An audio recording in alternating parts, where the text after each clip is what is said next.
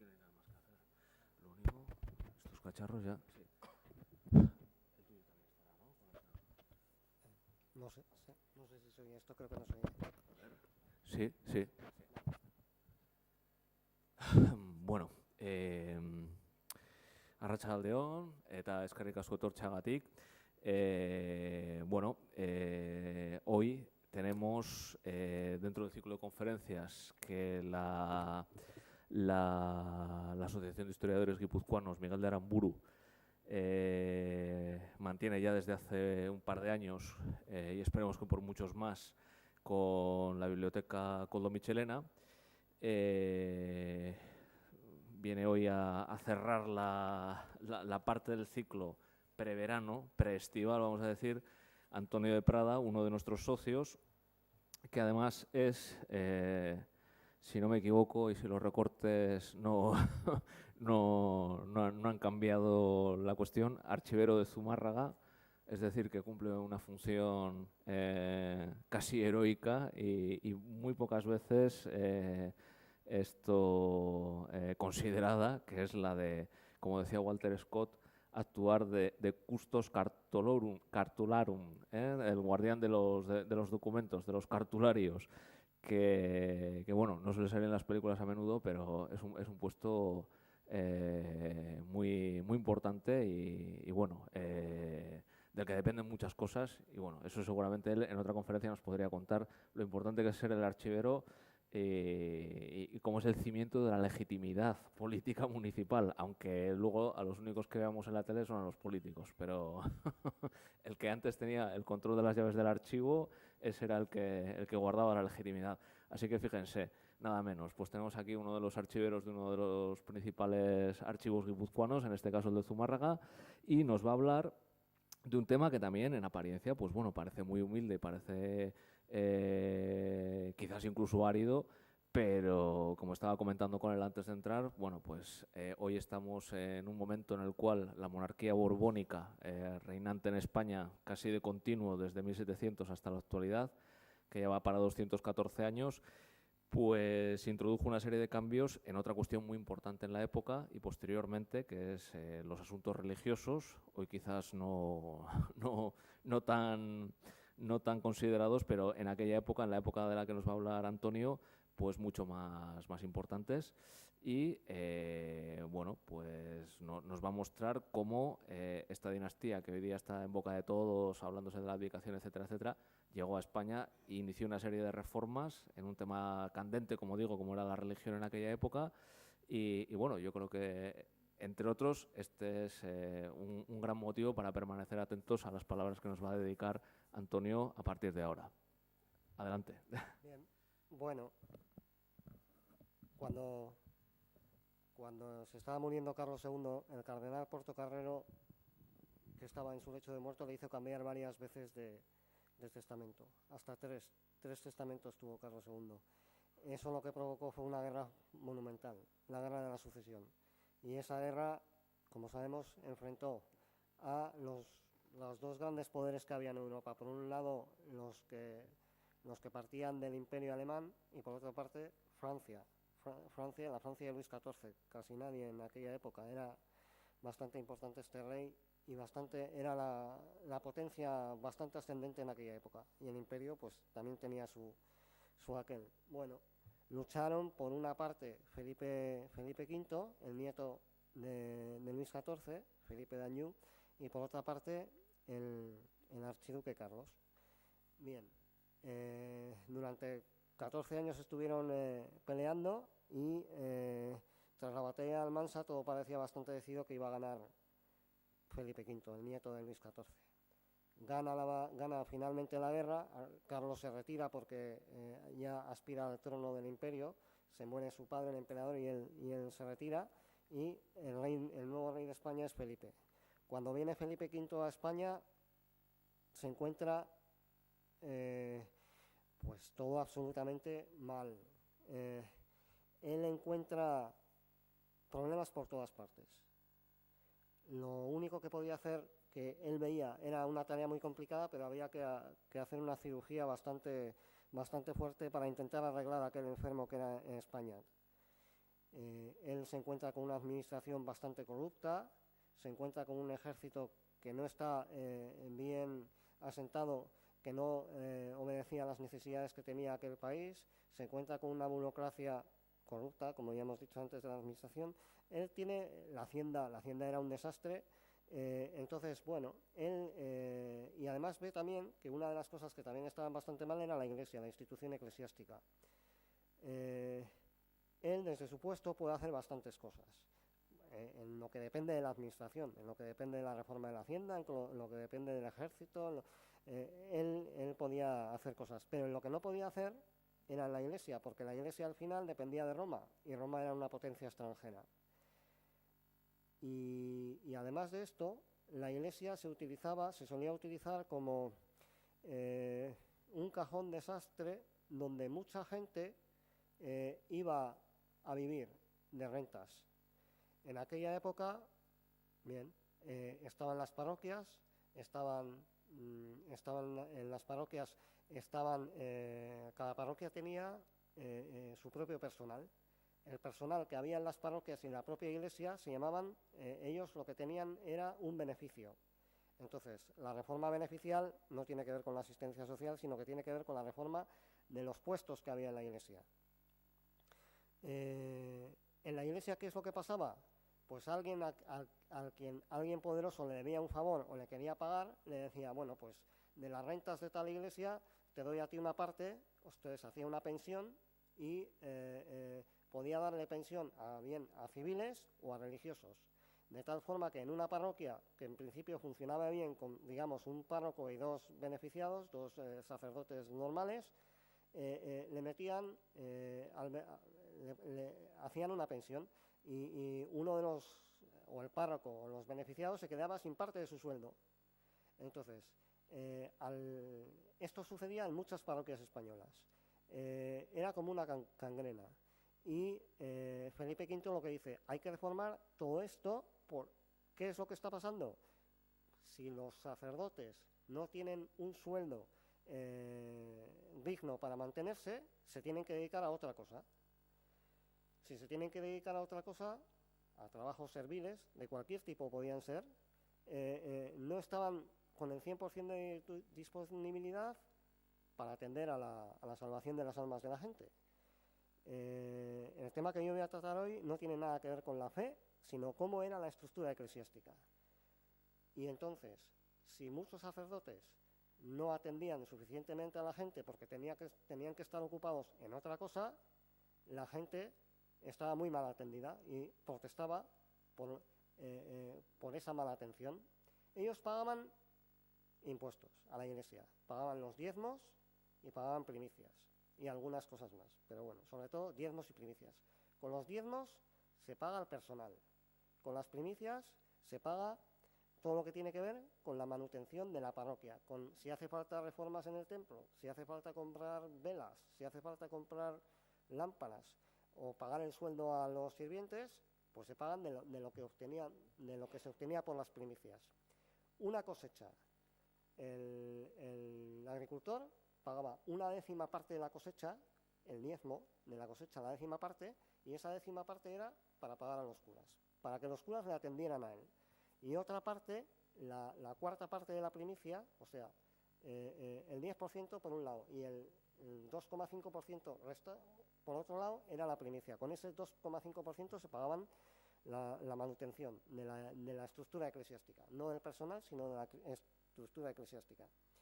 Bien, como los curas no pueden atender a todo el mundo porque tienen que intentar ganarse la vida por otro lado, la gente está descontenta y Felipe V lo que ve es, vamos a intentar arreglar este problema.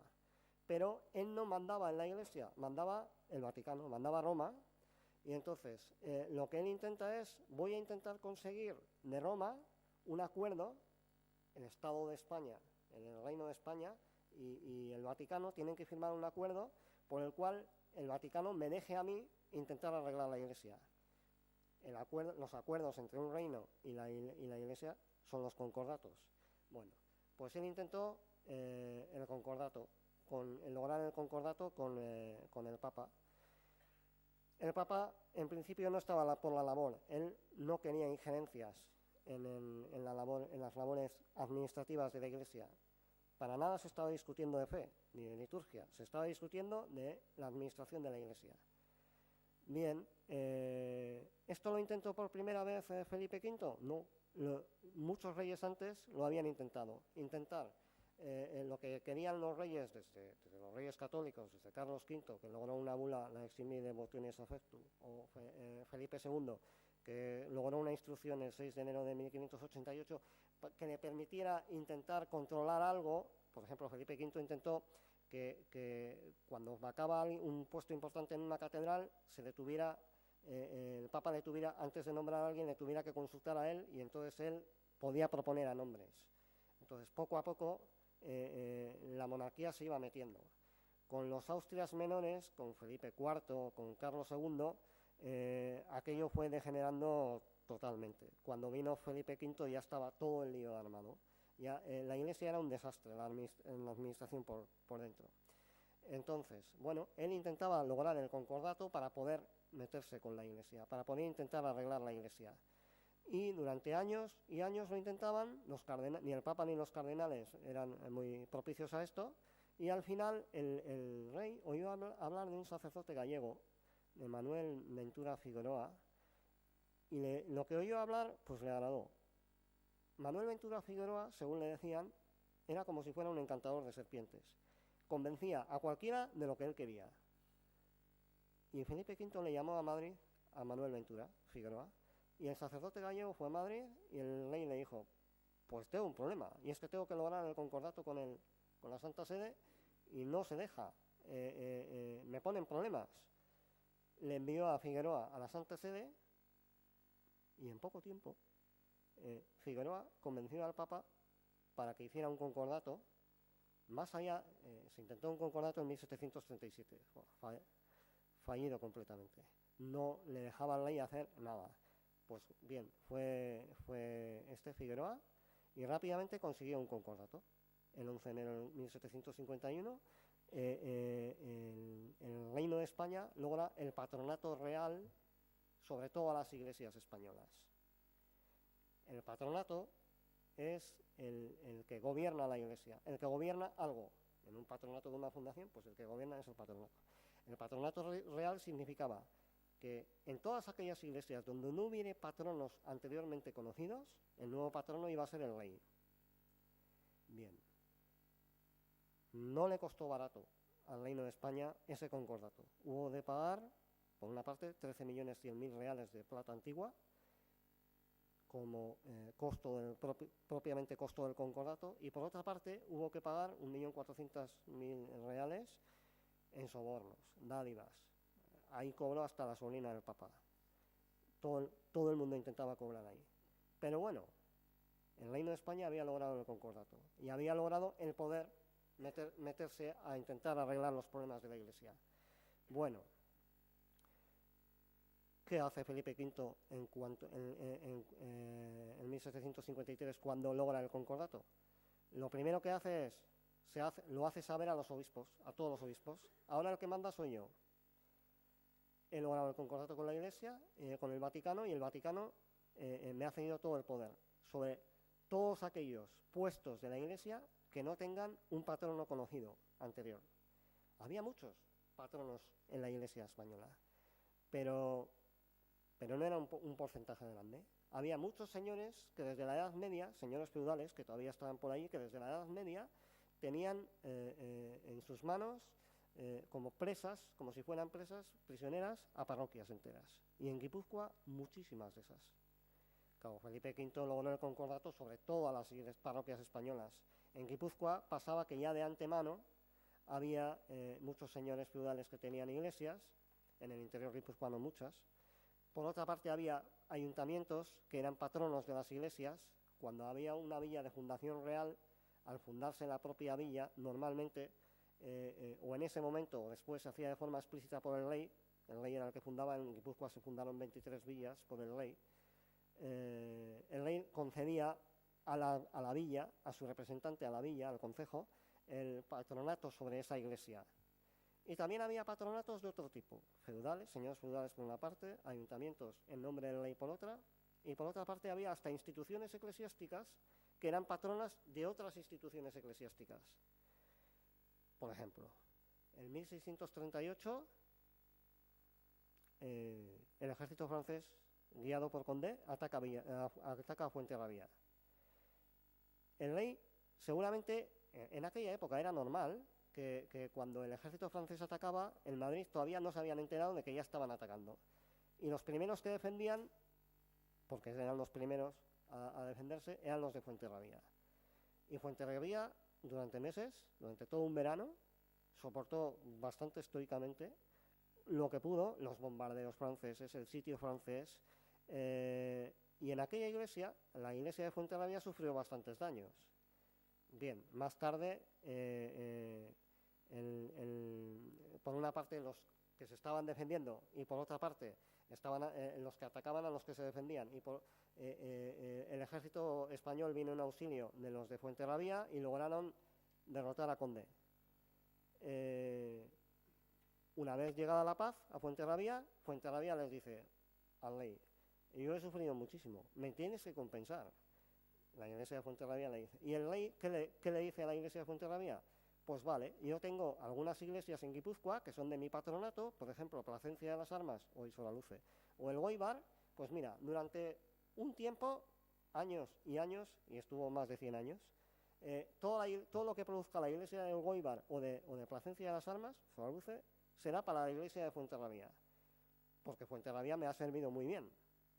Antes ya le había servido muy bien y seguirá sirviéndole muy bien. El rey pagaba de esta forma a las iglesias con fuentes económicas, con dinero de otras iglesias. ¿Cómo podrían vivir en adelante esas otras iglesias? Pues se tenían que buscar la vida. Si no tenían diezmos, si los diezmos se los llevaba de los diezmos de Plasencia, se los llevaba de Soraluce, se los llevaba a la iglesia de Fuenterrabía, pues la gente de los curas de Plasencia tenían que buscarse la vida intentando fomentar la piedad de los de Plasencia para que montaran capellanías, para que hicieran misas a favor del alma, y entonces les aportaran dinero de otra forma. No podían de los diezmos, pues tenían que vivir, cada uno se buscaba la vida como podía. Bien, Felipe V logra el concordato sobre todos los reinos, sobre todo los templos parroquiales de los reinos hispánicos.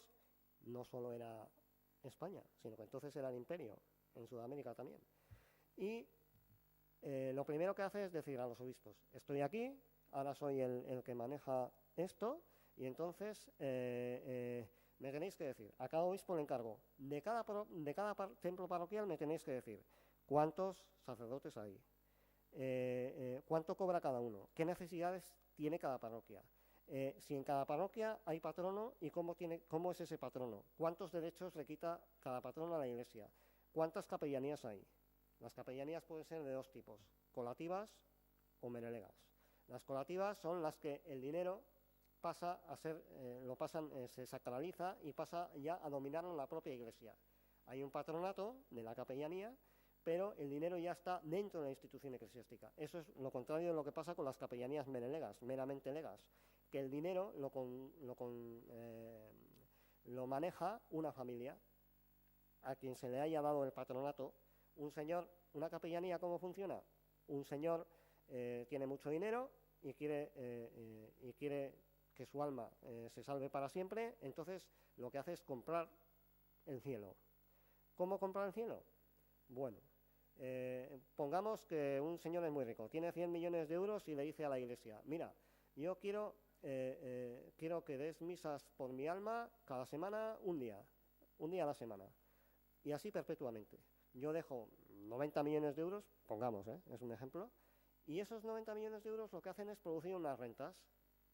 Entonces, si una misa cuesta, pongamos, 10 euros, pues ese capital que ha puesto la iglesia lo tiene que hacer funcionar, dar préstamos. Con esos préstamos, la iglesia era lo que la banca es hoy en día. En el antiguo régimen había mucho de banca, era la iglesia.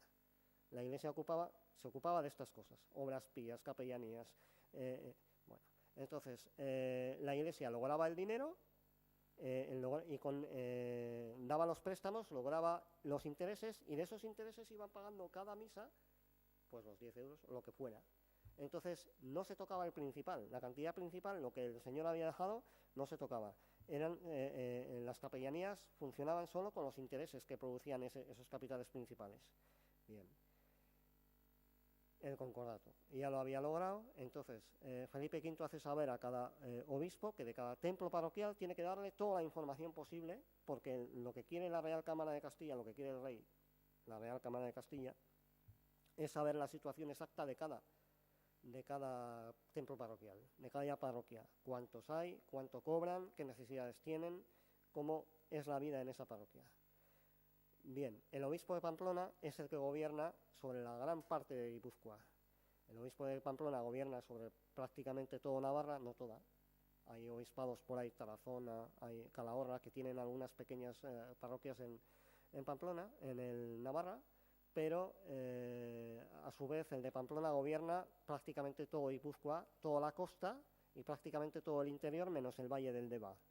Incluso en el Valle del Deva, pero sí en la costa, gobierna Pamplona.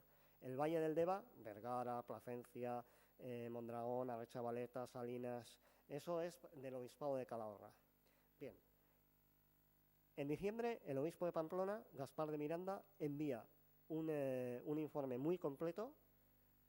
El obispo de Pamplona y todos los obispos envían un informe muy completo a la Real Cámara de Castilla, al rey. Y el rey toma conciencia de lo que está pasando y dice, vale, sé lo que está pasando, vamos manos a la obra.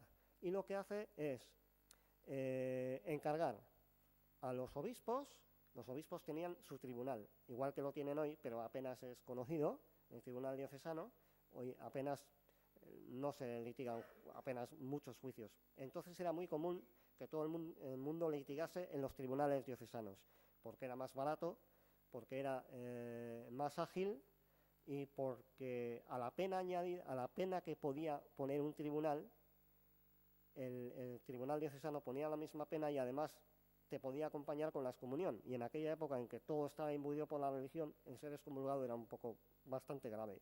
Y entonces se solía hacer mucho caso de lo que decía el tribunal diocesano y el obispo. Bien, el obispo encarga a los tribunales diocesanos.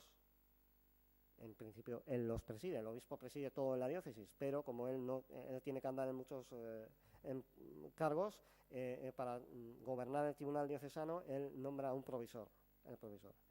El provisor es el que se encarga de todo lo que tiene que ver con el tribunal diocesano. Bien, entonces los tribunales diocesanos van a encargar a su vez un proceso judicial en cada parroquia, en cada templo parroquial. A cada templo parroquial llega a partir de un determinado momento, bueno, lo primero que hacen es los cargos, los empleos que no sean congruos. La Iglesia siempre habla de la congrua sustentación. La congrua sustentación es la cantidad mínima que tiene que tener un sacerdote para poder vivir dignamente al año. Si con la cantidad que cobraba no podía vivir, ese puesto se decía que era incongruo. Si podía vivir, congruo.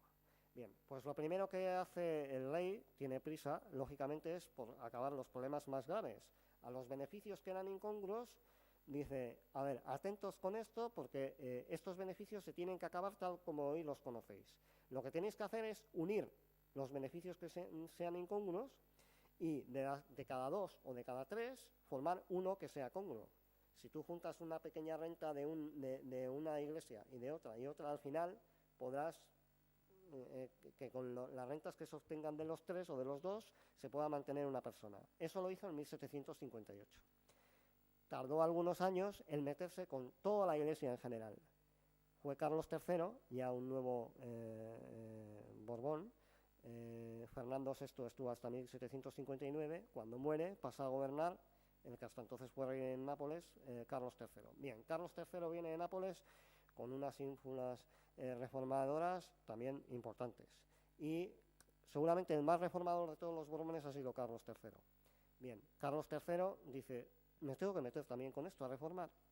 Y a partir de 1768, de la Real Orden del 12 de en noviembre de 1768 y la de 12 de junio de 1769, empieza por fin la reforma beneficial en Guipúzcoa. ¿Qué es lo que hace? Nombra, cada tribunal diocesano envía a un juez delegado del obispo, a un sacerdote de su confianza. Los sacerdotes de la confianza del obispo son los que tienen que ir a cada parroquia y poner orden en aquella parroquia. El juez diocesano, el juez delegado, le dice a cualquier parroquia, a cualquiera, le dice, para tal día voy a ir a ese municipio, a ese templo parroquial, y quiero que asistan todos los que tengan interés en la parroquia. Si hay patronos, que vayan los patronos, que vayan todos los sacerdotes, que vaya el ayuntamiento como defensor de los feligreses en común, y que vayan los patronos de las capellanías, recuerdan, las sacralizadas, las que ya están metidos, su dinero ya está metido dentro de la iglesia. Las merelegas no les dicen nada, porque esas dependen de la voluntad del testador, pero no las que ya están dentro de la iglesia, las colativas. Que vayan todos. Entonces, todos van aquel día, y si no van, se encarga el juez delegado, le encarga de decir, como no vengas para la semana que viene, pues igual te excomulgo, tú verás. Bueno, queriendo o sin querer, todo el mundo va y todo el mundo expone los que ellos creen que son sus derechos sobre la iglesia. Un señor feudal, un patrono laico dirá, yo a lo largo de los siglos he estado defendiendo siempre a los monarcas contra los árabes o contra los piratas o contra quien sea, y siempre he ayudado al rey y el rey me ha pagado así. Y como me ha pagado así, yo sigo teniendo derecho a funcionar de esta manera. Los sacerdotes les decían, a ver, nosotros tenemos este trabajo y cobramos muy poco. Por este trabajo es justo que cobremos más, lo que normalmente decían. Si cobraban mucho, no decían que cobraban mucho. Bien, el ayuntamiento, en representación de los feligreses, normalmente en representación de los feligreses, lo que solía decir es, a mí lo que me interesa es que todos estén bien atendidos, los feligreses estén bien atendidos. No porque un señor, un cura, tenga que trabajar en otra cosa, deje de atender a los feligreses. Los patronos de sus capellanías, de las capellanías colativas, lo que decían es, yo defiendo mi corral y en este corral que no se meta la iglesia. Yo quiero seguir teniendo esta capellanía y seguir nombrando sucesivamente a los capellanes. En las capellanías, un inciso, en las capellanías colativas el capellán tenía que ser sacerdote o tenía que encargarse de buscar a alguien que dijera las misas, celebrara las misas. En las capellanías menelegas los capellanes no tenían por qué ser sacerdotes, incluso podía haber mujeres capellanes. Y ya se sabe que la Iglesia no admite el sacerdocio de las mujeres. Es muy famosa, se hizo una tesina sobre un caso de una capellana en Plasencia de las Armas. María Bárbara Aguirre pleiteó durante el siglo XVIII décadas y décadas por mantener los privilegios que tenía su familia, el derecho de patronato de su familia, en una capellanía fundada por un indiano, por Juan Antonio de Azcárate. Bueno,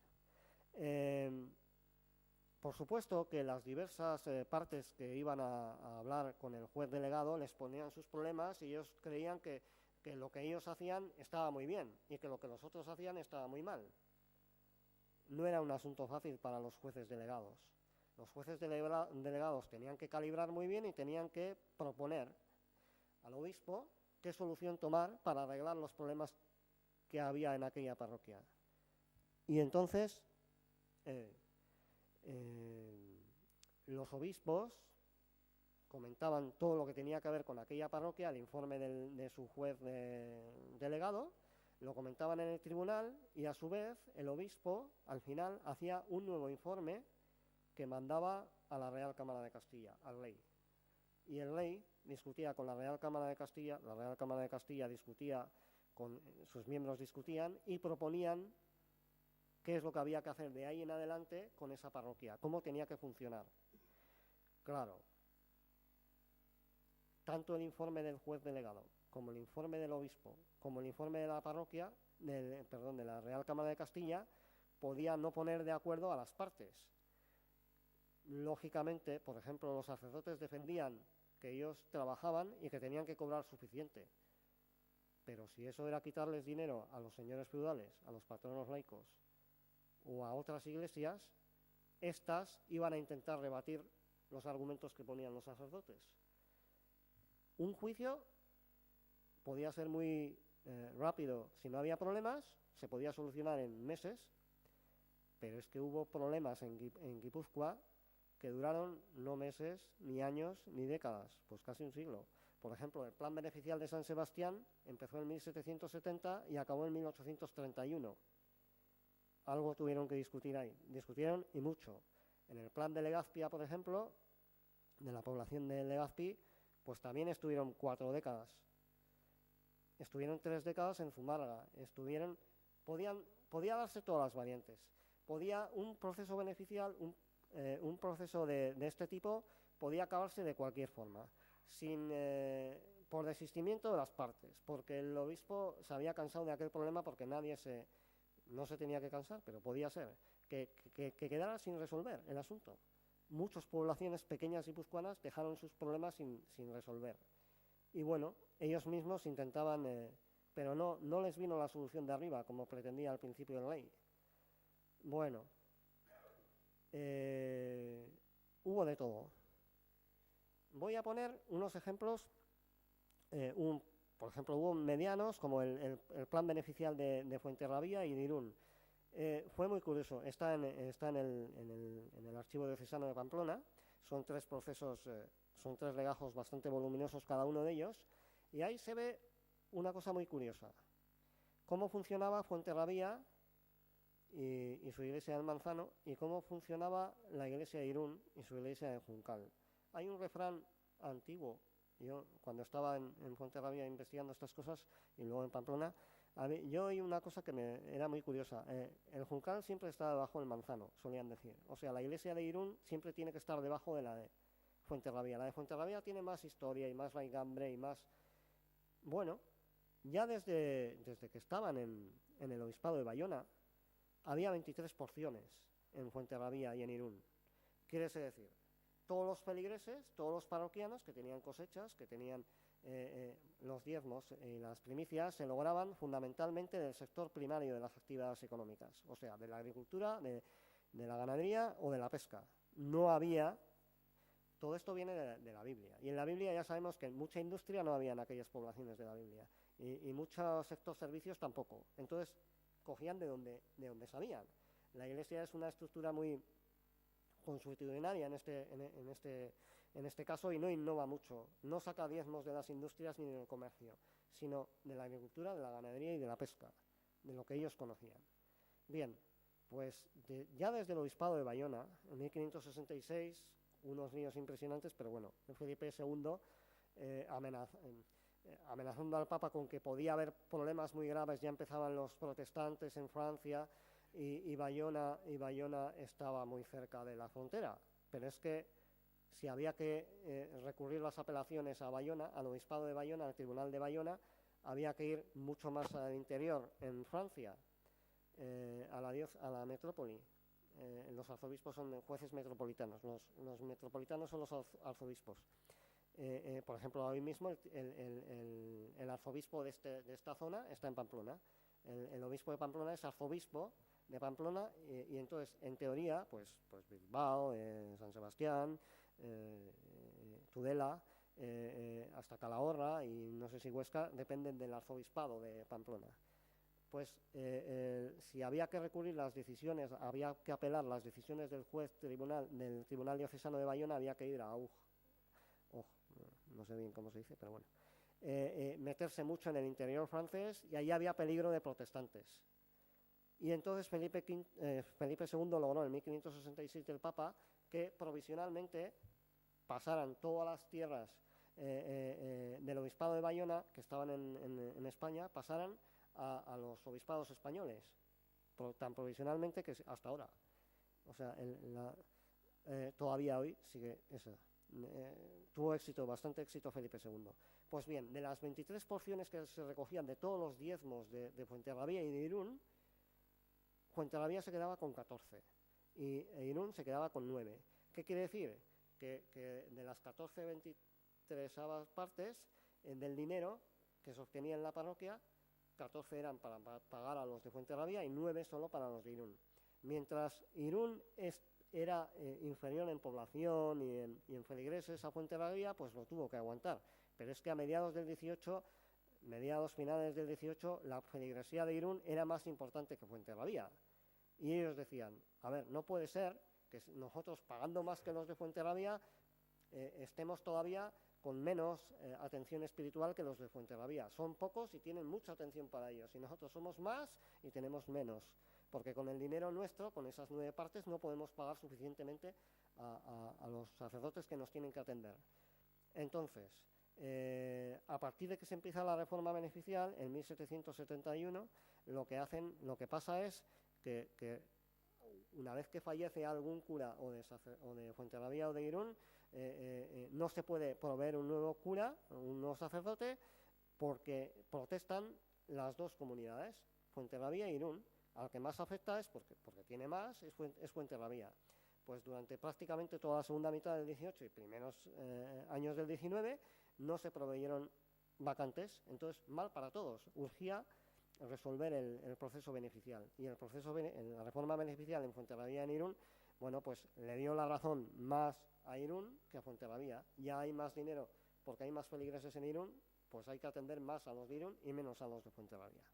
Eso es un proceso medio, digamos, pero hay procesos muy voluminosos, muy grandes o importantes en Guipúzcoa.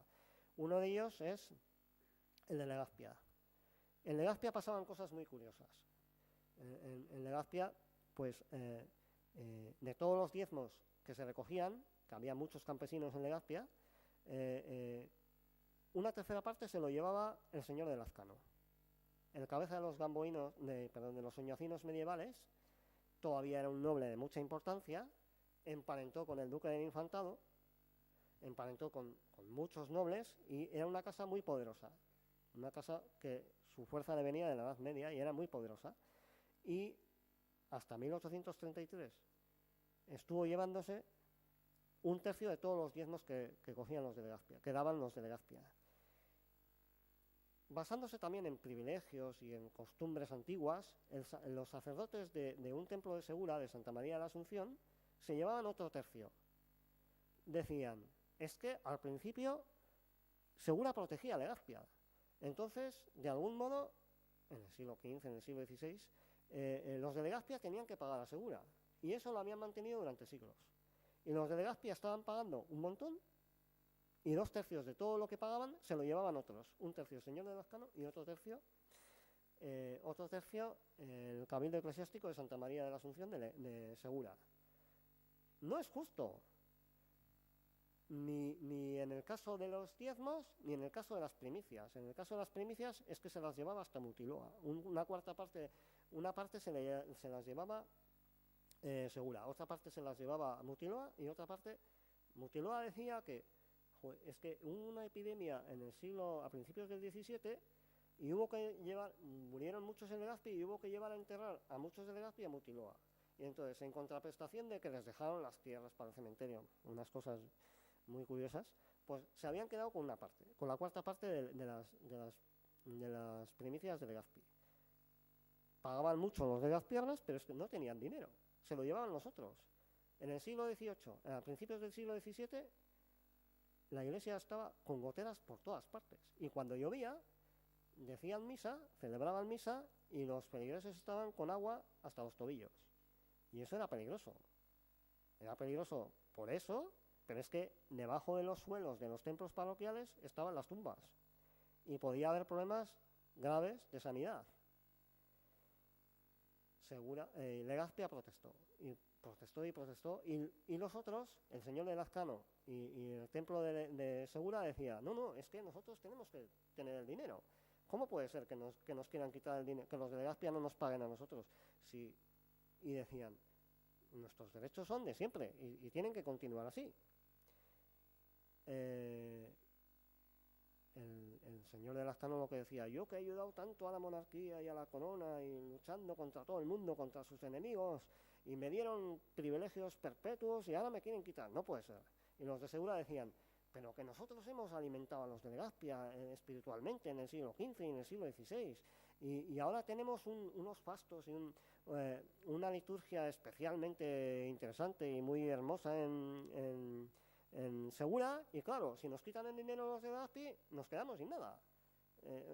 Descenderá, y nosotros somos la segunda población de Guipúzcoa, decían ellos, en honor. Aquí, si aquí hay casas, más de 100 casas de nobles hidalgos, unas exageraciones impresionantes, pero bueno.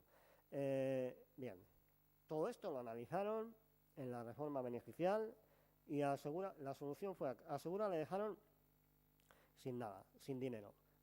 Segura ya no se llevó a partir de entonces nada de dinero de los de Legazpia. Al señor de Lazcano, ¿qué le dijeron? Bueno, te llevabas un tercio, confórmate porque ahora te vas a llevar un octavo. Y todo el más dinero para Legazpia. Y en las cuestiones en las primicias, lo mismo. Pudieron renovar el templo parroquial de arriba abajo, hicieron prácticamente uno nuevo, tiraron el anterior y no lo tiraron, pero lo reformaron de arriba abajo. E hicieron una nueva iglesia, pusieron un nuevo cura y bueno, estaban mejor atendidos. Ese proceso duró también bastantes décadas, pero lo que más, sin duda, fue el de San Sebastián. El de San Sebastián fue muy especial. En San Sebastián pasaban cosas alucinantes. Bueno, muy... Claro, visto desde una perspectiva actual, sí que pasaban cosas raras. ¿Qué pasaba en San Sebastián? En San Sebastián, en principio, el patrono de los templos eclesiásticos era el ayuntamiento. Así lo ponían las antiguas escrituras, y así todo el mundo lo tenía, menos los curas de Santa María y San Vicente. Los curas de Santa María, las parroquias de Santa María y San Vicente eran unas parroquias especiales, porque eran las parroquias intramurales, y además entre ellas se juntaron de tal forma que era un cabildo único para las dos parroquias, estaban muy entrelazadas, pero también ejercían una especie de imperialismo sobre todo lo que tuviera que ver con la estructura eclesiástica de las cercanías. Querían dominar totalmente al barrio de Alza y su iglesia de San Marcial, querían dominar totalmente, y lo dominaban, al barrio de el pasaje de San Pedro, en Donostiarra, en San Juan ya era tirando a Fuenterrabía. Sacaban todos los diezmos de allí y apenas les daban un sacerdote a cada uno, y por mucha gente que necesitara allí atención, solo le daban uno. Se gobernaban los eclesiásticos desde Santa María y desde San Vicente. Y discutían el patronato a la ciudad. La ciudad, el ayuntamiento de la ciudad, decía que ellos eran verdaderos patronos de los templos parroquiales de Santa María y de San Vicente, pero los eclesiásticos les decían que no. Y se pusieron a buscar en archivos unos y otros y llegaron hasta los incendios medievales de la villa de San Sebastián. Hubo incendios, por alguna parte tengo apuntado los años, varios incendios en toda la Edad Media. Y entonces, bueno, en el siglo XIII, en el siglo XIV, en el siglo XV, ahora no recuerdo los años, pero bueno, esos incendios sirvieron para que unos dijeran, los patronos somos nosotros, y otros dijeran, no, los patronos somos nosotros. El ayuntamiento, que decía que antes de que estuviera verdaderamente compuesta, finalizada la estructura eclesiástica de San Sebastián, de los templos de Santa María y San Vicente, todavía no estaba totalmente organizada. Los feligreses, los habitantes de San Sebastián de aquella época, hicieron los templos. Hicieron los templos de madera, como las casas. Las casas también eran de madera. Pero con estos incendios, las casas y las iglesias se destruyeron. Y tuvieron que reconstruirse las iglesias, y las reconstruyeron de piedra. Hoy, si vemos Santa María o si vemos San Vicente, son iglesias de piedra. Y el ayuntamiento de San Sebastián decía, las hemos construido los ciudadanos de San Sebastián antes de que hubiera una propia y finalizada estructura eclesiástica. Luego, esas iglesias son de la gente, y quien representa a la gente es el ayuntamiento. Y los templos de piedra, después de que se destruyeran los templos de madera, son sucesores de esos templos de madera, y por lo tanto siguen siendo del pueblo. Al contrario, los sacerdotes que decían que no, que los que habían construido las iglesias de Santa María y San Vicente eran los feligreses, que la estructura eclesiástica ya estaba montada y que la iglesia, encomendándolo a los feligreses, era la que había construido los templos de piedra, no de madera. Entonces, la iglesia decía, no, los incendios que ha habido en la Edad Media afectaban a las casas de madera, pero nunca afectaron a las iglesias. Por eso, pensaban ellos, esas iglesias construidas por los feligreses eran de la iglesia. El patrono, quien tenía que gobernar las iglesias, en la última palabra sobre las iglesias, no en materia de fe, en materia de administración, tenían que ser el propio cabildo eclesiástico, los propios sacerdotes. Bueno, esta era una pelea, pero había más. Cuando el obispo Irigoyen, en 1771, estaba de obispo en Pamplona un guipuzcoano, Juan Lorenzo Irigoyen y Dutari. Seguramente, en opinión de muchos, de los que han investigado mucho sobre esto, el mejor obispo que ha tenido Pamplona en su diócesis, en toda la historia. Se preocupaba por la gente, y los obispos a veces se preocupaban por la gente, pero a veces no. Irigoyen sí que se preocupaba por la gente, y veía que en San Sebastián había un problema muy grande. ¿Cuál era el problema de San Sebastián? Que San Sebastián era una ciudad que había crecido al interior de sus murallas y desde hacía cientos de años ya en aquella época, después cuando las murallas no pudieron sostener a toda la gente, había crecido mucho extramuros. Claro, dentro de la ciudad, mucha agricultura, mucha ganadería y mucha pesca no había, eso es cierto. Pero fuera de las murallas sí había agricultura y ganadería. Entonces, ¿de dónde conseguía el dinero, los diezmos, los templos intramurales, Santa María y San Vicente? Curiosamente, los obtenía de fuera de las murallas. El 90%, por decir algo, del dinero que conseguían los templos intramurales, Santa María y San Vicente, venía de fuera de las murallas. Y ellos no querían ir a ayudar eclesiásticamente a los de fuera de las murallas. Para ellos era un problema muy grande. Desplazarse hasta allí, pasar aquello. No. Aquello destinamos a un coadjutor, a un ayudante de cura y que les atienda. Y San Sebastián tiene que tener sus 10 beneficiados, un vicario, un sacerdote, un cura. En Santa María, un cura.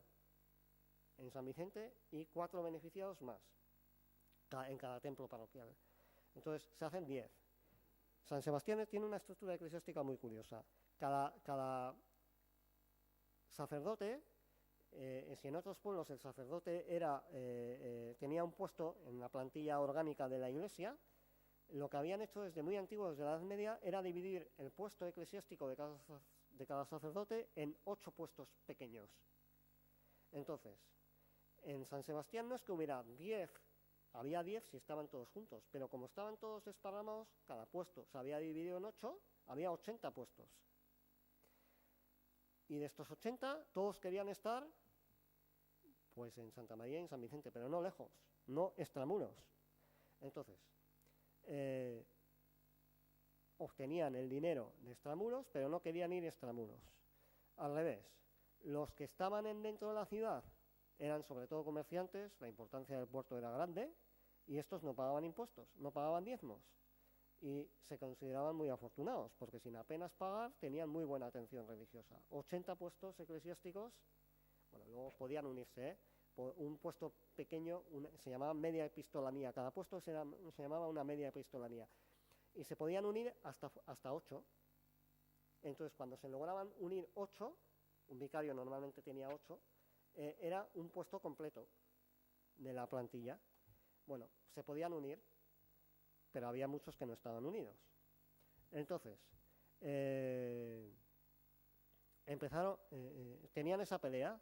Los que pagan no son bien atendidos y los que no pagan son muy bien atendidos porque están dentro de las murallas. Y San Sebastián era una plaza militar, y como toda plaza militar, las puertas de las murallas se cierran por la noche. Y si alguien de fuera de las murallas necesitaba atención, porque se estaba muriendo, necesitaba la extremaunción o cualquier otra cosa que le pudiera suceder, no podía salir nadie de dentro de las murallas, ni entrar ni salir. Tenían un problema. Y el obispo Irigoyen vio este problema y dijo, a ver, esto no puede seguir así. Y yo tengo que hacer 3 iglesias fuera de las murallas. Toma, 3 iglesias. Pero si hacemos 3 iglesias, ¿cómo se pagan? Anda, todo el dinero que tenemos nosotros, decían los curas intramurales, los de dentro de las murallas, se nos va, o sea, nos quedaremos con muy poco. Eso no puede ser. Y protestaron al obispo hasta que el obispo se murió. Y cuando se murió, la cosa estaba estancada. El obispo había dado una sentencia el 22 de noviembre de 1776, en esa sentencia es muy curiosa, está en Pamplona, y pone absolutamente los nombres de todas las casas, de todos los caseríos que había en San Sebastián, por barrios. Ese documento es muy interesante y está en Pamplona. Curiosamente, con el incendio de 1813, muchos documentos de San Sebastián se han perdido. Hay relativa suerte de que fuera de San Sebastián, en este caso en el Tribunal Diocesano o en la Chancillería o en otras partes, en otros archivos del reino, hay mucha documentación de San Sebastián. Si tú pleiteabas, ibas al pleito y ahí ponías todos tus derechos, todo lo que te podía beneficiar. Entonces, hay mucha documentación de San Sebastián fuera de San Sebastián y se pueden ver hoy en día muchas cosas de cómo era San Sebastián antes de 1813 fuera. Se quemó la ciudad en 1813, como todos sabemos. Bien, el obispo en 1776 da esa sentencia que hay que hacer, pero los sacerdotes apelan. Muere el obispo y en el obispado no hay nadie que se ocupe de llevar adelante eso. Le ponen a un obispo provisional, Oiza, el doctor Oiza Euskarrés, Blas Oiza Euskarrés, que hace lo que puede, dice, a ver, hay que poner esto en marcha, pero no tiene la fuerza para poner verdaderamente la reforma beneficial. Esto es construir, sobre todo, construir 3 iglesias fuera de las murallas, para que atiendan ahí a la gente. Entonces, bueno, se nombra un nuevo obispo, y a este nuevo obispo, Aguado y Rojas, le convencen los sacerdotes de lo que ellos pensaban. Entonces, el nuevo obispo no hace caso del anterior obispo y no ayuda para nada a los que estaban fuera de las murallas, y los de fuera de las murallas seguían pasándolo verdaderamente mal. En esto viene la guerra de la Convención, y en la guerra de la Convención pasa de todo. El 4 de agosto de 1794 el ejército invasor francés, revolucionario, no muy amigo de los religiosos, toma la ciudad. Y durante más de un año, hasta el 11 de septiembre de 1795, San Sebastián es plaza tomada por el invasor. Prohíben el culto religioso, prohíben que se haga nada en las iglesias. Entonces, bueno, hay una desbandada, hay muchos exiliados de San Sebastián que se van a tierras de Álava, de Asturias, de Santander, y muchos sacerdotes, de aquellos 80 que había, hasta 80 podía haber, también se van. Y San Sebastián se queda apenas sin clérigos. Y los pocos que hay se tienen que jugar el tipo para hacer misas, por ejemplo, en casas particulares o confesiones en casas particulares, hasta que les pillan los franceses y los meten en la cárcel en Bayona. Y bueno, posteriormente vuelven y no les dejan, bueno, hasta el 11 de septiembre de 1795, que de nuevo el Reino de España se vuelve a hacer con la plaza de San Sebastián. Claro, ahí ha habido muchos, como había tan pocos clérigos que estuvieran en ese año y pico, hubieron de nombrarse provisionalmente por el obispo a algunos sacerdotes expectantes, o sea, que querían empezar la carrera, y estos pleitearon también más tarde para que les pagaran los servicios que habían prestado. En el proceso beneficial de San Sebastián se juntan muchas cosas. Siguen pleiteando y además ese pleito lo que hace es que cuando fallece una de las 80 medias epistolanías, de esos multitud de puestos que podía haber, 80 hasta 80, no se provean nuevos. ¿Por qué? Porque hay un pleito y el dinero para pagar a ese sacerdote tiene que salir de ahí. Hasta que no se resuelva el pleito no puede haber un nuevo sacerdote. Entonces llega un momento, en 1991, por ejemplo, hay 47 vacantes. De las 80, 47 están vacantes. Y a partir de ahí no se nombra más hasta que no se resuelva el proceso beneficial, el proceso de los puestos de trabajo eclesiásticos en San Sebastián. Bueno,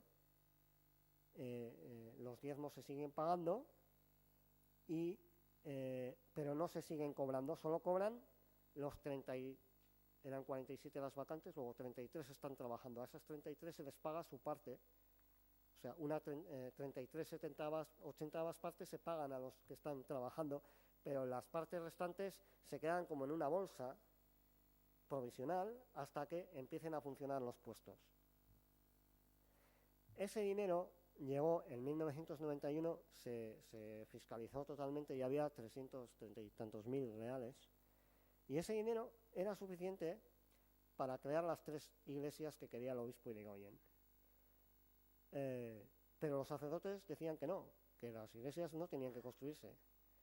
Y decían, no, con ese dinero tenéis que pagarnos a nosotros, que como han ido muriendo, nosotros hemos tenido que hacer su trabajo, nos tendríais que pagar. Vale, el obispo dice, bien, tenéis parte de razón, pero no se os va a compensar con todo, se os dará una pequeña parte a cada uno, pero sigue habiendo dinero para seguir, para construir las iglesias vacantes. Y así pleitearon durante más de 10 años aproximadamente, y un día, sorpresivamente, en julio de 1803, un vicario general, el segundo del obispo, en Pamplona, Manuel Lombardo de Tejada, después de examinarse, decía, esto tiene que acabar, lo de San Sebastián es que tiene que acabar. Examinó todo el proceso y dijo, vale, le voy a dar ya, por fin, la solución. La solución es que se creen no 3 iglesias, sino 3 ermitas fuera de las murallas, y a cada ermita le vamos a dedicar una parte de ese dinero que había para las vacantes. Bien. Y vamos a poner en cada ermita, hizo una una ermita se tenía que situar en la zona de Lugaritz y Baeta, estaba muy lejos. Otra ermita se tendría que situar en la zona de la Misericordia, cerca de San Bartolomé, en la zona de la ermita de la Misericordia, y otra en el camino hacia Astigarraga, tenía que hacerse otra. Bueno, esto lo llevó al rey, y el rey también, seguramente también harto, dijo, pues sí, pues que se haga esto y vale ya, a ver si se acaba de una vez el proceso beneficial en San Sebastián. Pero no se acabó. Es muy fácil. Los nuevos sacerdotes que dependían de esas 3 ermitas, 2 dependían de Santa María y una de San Vicente.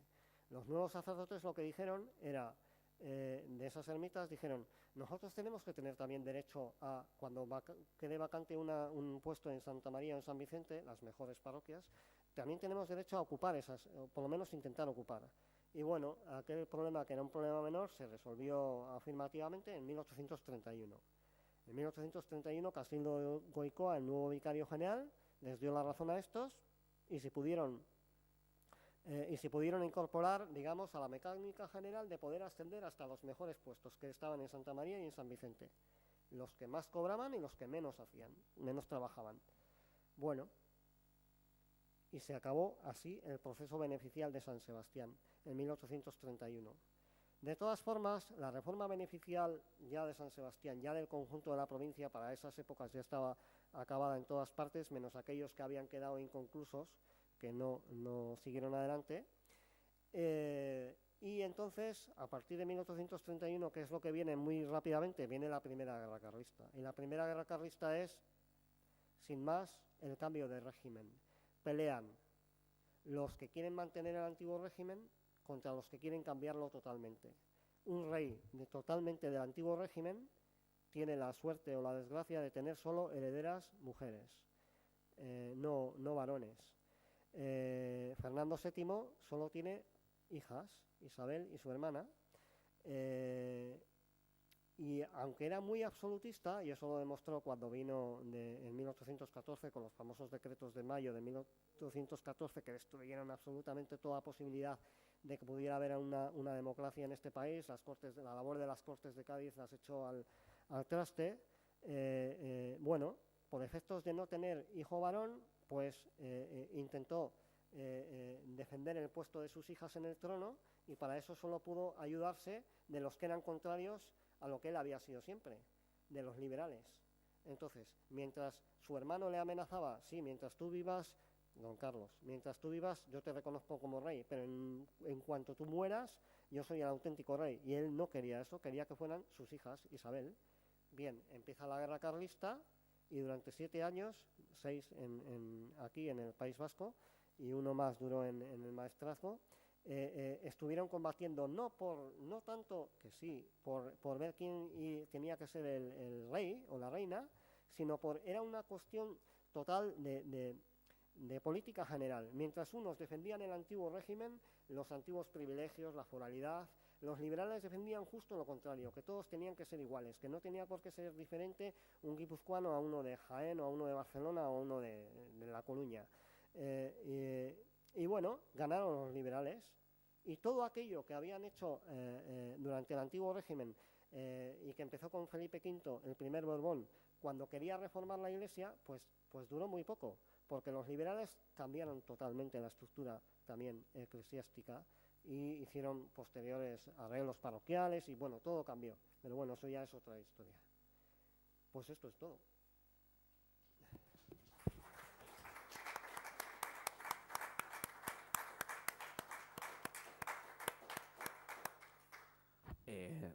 Es que ricasco, Antonio. Muchas gracias, Antonio, por ceñirte también al tiempo. Y bueno, ahora si alguien tiene alguna pregunta que hacer, alguna cuestión que plantear a Antonio sobre este tema, que ya les había anunciado que era más interesante de lo que parecía, pues adelante, tienen ustedes la palabra.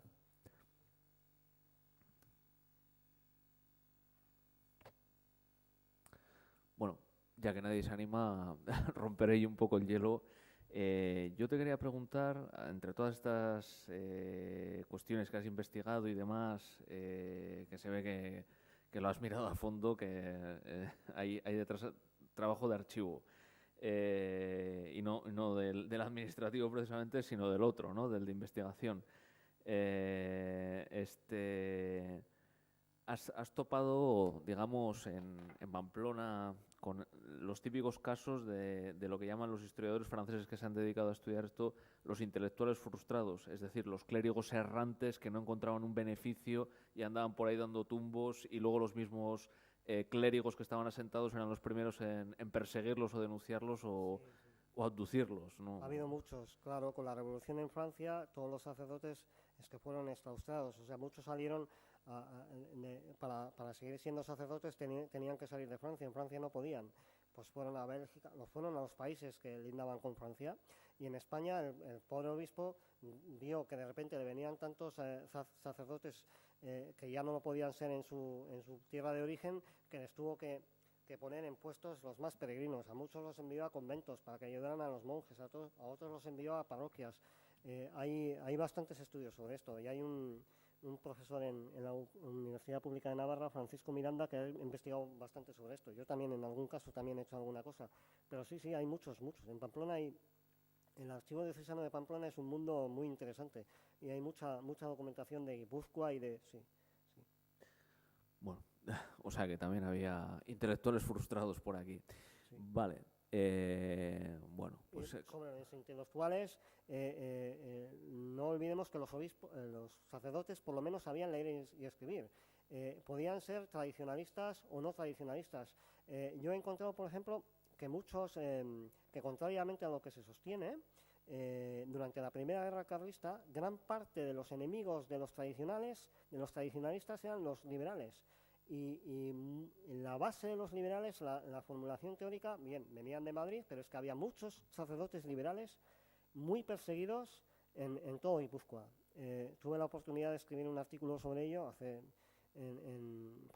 igual 12 años, pero si se ve, hay un fondo en el Archivo General de Guipúzcoa, el Fondo Carlista, donde se ven se creó una policía secreta, las comisarías de vigilancia pública en 1836, por ejemplo, y sus objetivos principales, uno de sus objetivos principales era vigilar a los sacerdotes, porque ellos sabían que los sacerdotes tenían mucha influencia sobre todo el mundo. Entonces, que si vigilabas bien a los sacerdotes, tenías una parte de la vigilancia hecha.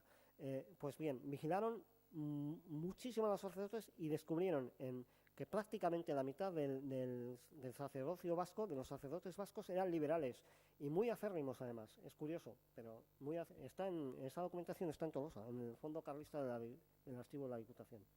Pues efectivamente eso confirma parte de lo que ya he visto. De hecho, yo, ahora que comentas esto, descubrí un caso que, bueno, en principio podía parecer más anecdótico, vamos a decir, ¿no? No tan general como esto que nos acabas de explicar a través de las comisarías estas de vigilancia carlistas, ¿no?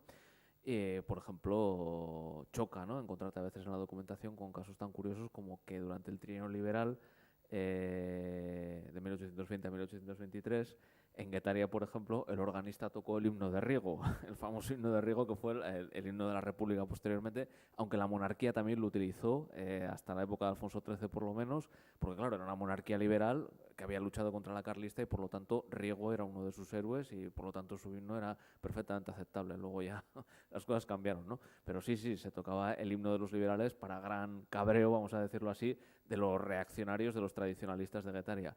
Y en Zarauz, pues por ejemplo, en la misma época más o menos, al clérigo de Zarauz le interrumpían con toses continuas sus propios feligreses porque consideraban que las ideas que predicaba desde el púlpito eran liberales. Así que... Es muy habitual, sí. mucho. O sea, yo creo que el 50% al menos eran liberales y además actuaban como liberales. Defendían los postulados liberales, acompañaban a Mina, acompañaban a los guerrilleros, fueron muy perseguidos, se creó un tribunal eclesiástico para combatir a los sacerdotes liberales en Estella, cárceles en Estella, y allí la gente lo pasaba, los sacerdotes los mandaban a aquella cárcel y lo pasaban verdaderamente mal, apenas les daban comida, o sea, lo pasaron muy, muy mal muchos sacerdotes, que curiosamente se dice, los sostenedores del carlismo en el País Vasco, los pueblos del interior y los sacerdotes y los curas. Bueno, pues yo creo que he demostrado justo lo contrario. O sea, el fondo carlista de la Diputación es impresionante sobre esto. Pues creo que ya tenemos conferencia para el año que viene, Antonio. Te emplazo. Bueno, si no hay ninguna pregunta más, no sé si alguien quiere hacer alguna pregunta, alguna precisión sobre lo que os he dicho. Bueno, pues entonces antes de que nos echen, vamos a dar la sesión por terminada. Vuelvo a agradecerles su atención y su asistencia. Les emplazo para después de verano, que les deseo muy feliz el verano. Vendrá a hablarnos uno de nuestros miembros más jóvenes de la asociación, Iker Echeverría, que nos hablará de la nobleza femenina en el siglo de las luces, una historia inacabada, así lo ha titulado él. Otro tema que también promete mucho. Luego nos hablará, no salimos del siglo de las luces, eso será el 30 de septiembre. Luego, el 28 de octubre, nos hablará Álvaro Chaparro sobre la nobleza de la Real Sociedad Vascongada, los ilustrados también, ya que hablamos tanto de ilustrados y de liberales. Nos hablará del Gran Tour, que era el gran viaje por toda Europa, en el cual los muchachos nobles, no solamente del País Vasco, sino de Francia o de Inglaterra, conocían mundo antes de volver a sus países y, bueno, empezar con sus tareas habituales, ¿no?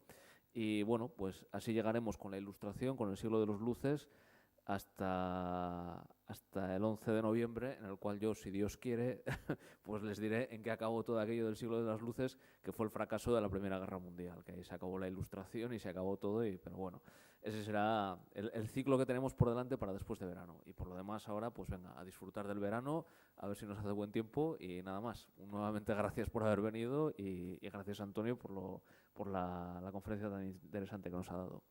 Y se levanta la sesión.